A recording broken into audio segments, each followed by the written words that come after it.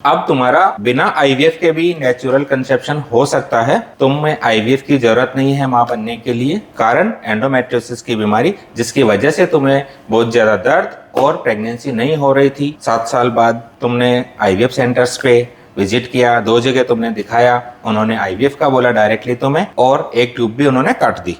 उसके बाद भी तुमको आईवीएफ सक्सेस नहीं हुआ। उसका कारण क्योंकि जब तुम्हारा अंडेदानी, बच्चेदानी, ट्यूब्स या बॉडी के अंदर का पार्ट उसमें बीमारी भरी पड़ी है, तो बच्चा कैसे उसमें 9 महीने ग्रो करेगा। इसलिए तुम्हारा आईवीएफ फेल हो गया और ना ही दर्द में तुम्हें कोई आराम मिला, उल्टा तुम्हारी बीमारी अंदर ही अंदर बढ़ गई। और बीमारी इतनी बढ़ गई कि कल हमने 3D दूरबीन से तुम्हारा सर्जरी किया तो उसमें राइट साइड की गुर्दे वाली नली बुरी तरह जैम्ड अप और डैमेज हो चुकी थी। उसको बड़ी मुश्किल से रिलीज किया, उसके आसपास की सारी बीमारी निकाली और उसको डीजे स्टेंट किया, जिसको आपको 1 महीने बाद आकर वापस निकलवाना है। अगर आप समय पर ये सर्जरी नहीं करवाते तो आपको नेचुरल कंसेप्शन या आईवीएफ सक्सेस वाली चीजें तो आप भूल ही जाओ। आपको प्रेगनेंसी नहीं होती, आप मां नहीं बन सकती थी, आपको दर्द में बिल्कुल आराम नहीं आता और बीमारी धीरे धीरे इतनी बढ़ जाती कि तुम्हारा राइट साइड का गुर्दा, किडनी फेल हो जाता। लेकिन अब सब कुछ ठीक है, सारा बीमारी तुम्हारा बॉडी से बाहर किया है, तुम्हारे गुर्दे की नली को ठीक किया है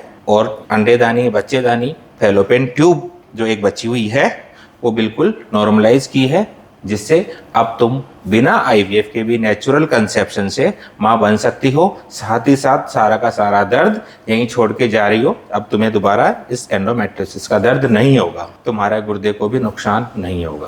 थैंक यू सर, मैं सच में बहुत ज़्यादा परेशान थी, आपने मुझे इस परेशानी से निकाला।